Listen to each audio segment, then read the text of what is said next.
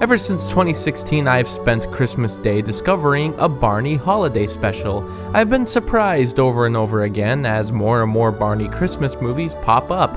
I started with the retro and boring Waiting for Santa, found the Very Merry Christmas movie, and last year I discussed Barney's Christmas Star. I really thought I was done with Barney once and for all, but there's always a twist around the corner. In 1999, they produced Barney's Night Before Christmas, probably the most popular in the series as it was released on DVD and VHS numerous times since its original release in 1999. I just don't really know if I can do Barney one last time. When the intro begins, I feel like I'm transported into a different world where reason doesn't exist. I never understood why this series was so popular. Maybe it was Barney's comforting personality, or maybe it was the music. Maybe it was the dinosaurs. I mean, dinosaurs were a big thing in the 90s. Once again, like the previous special, I have to question why Barney can leave the clubhouse. In fact, this time around, they make a point of the parents never seeing the purple dinosaur coming to life.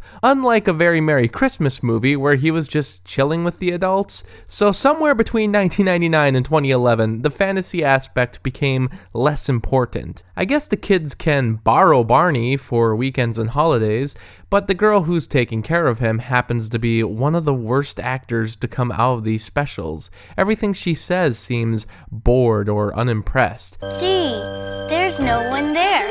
Was it Santa who jingled at my window? I guess I shouldn't expect much. They're only children, but then all her friends are coming over. It's a bit confusing because this is Christmas Eve. Shouldn't they all be with their families? They seem to be walking off the street, so I don't know, maybe they're homeless, which adds an entirely different level to the program. There's of course a snowman, but he's not demented this time, so that's at least comforting. And they sing a couple of original songs this time. Don't worry, they eventually touch upon the classics, with no less than 14 songs this time around. But hey, they created some new material, so I'm not getting sick of it this time, I guess. That Barney suit has some mad hops. I'm surprised how durable it is. It's come a long way since the first Christmas episode where it looked kind of drunk. Eventually the side characters show up, Baby Bop, and the unironically named BJ. He actually tries to impersonate Santa Claus, but I have to question, why don't the dinosaurs wear clothes themselves? Where are the rules about prehistoric creatures wearing pants?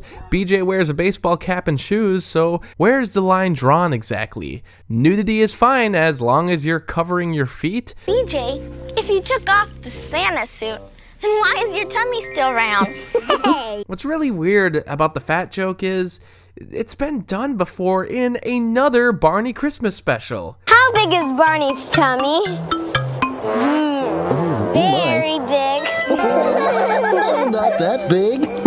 Is that a common trope in the series? Did they constantly mock him for being slightly larger? I mean, I wouldn't even really call him fat. At least now I know why the show had to suddenly come to an end. Like any Barney project, he eventually uses his magical sorcery to transport the characters to the North Pole. As previously noted, Barney is friends with Santa for some reason. He's lounging around the night before Christmas, which is weird. Wouldn't you think he'd be hard at work setting up last-second preparations? The elves can't make an appearance because they're busy with Santa's sleigh. So the elves are slaving themselves away the night before the biggest night of the year, but Santa is allowed to take a nap in his quarters, and with no elves, there's no rap, so that's disappointing. So pretty. It sounds like snowflakes. How can something sound like a snowflake? Snowflakes don't make sound. Anyways, Mrs. Claus takes these kids through some CGI-filled workshop, and all I'm thinking is, how spoiled are these kids? Wait, why does this seem so familiar? This is the same scene from a Very Merry Christmas movie, which is basically a clip show.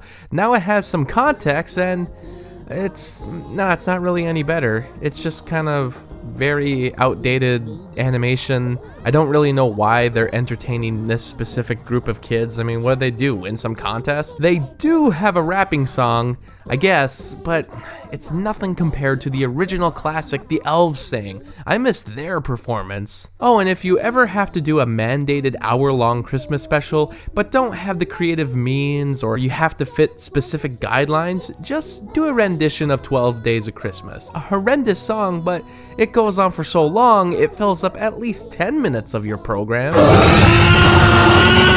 The kids return home and you think it would end here, but it keeps going. Barney hangs out with Hannah some more because we didn't get enough of her acting ability, and they sing the famous closing songs. Then it ends. Well, I guess we just needed to reach the hour runtime, and you can't end a Barney special without the famous I love you. You know what?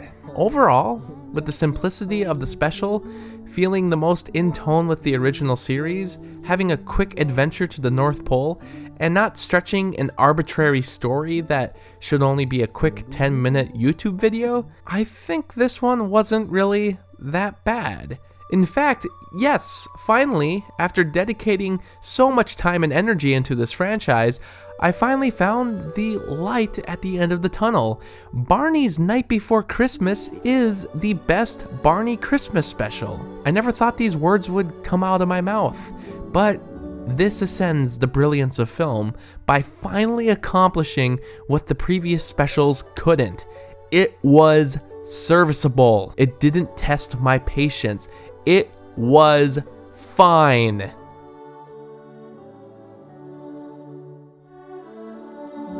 Thanks to all my Patreon supporters. For only $7, you can get your own monthly movie review. Ask me to review anything I haven't already. There's also other perks like blogs, exclusive videos, and early access. You can also follow me on Facebook, Twitter, and Instagram.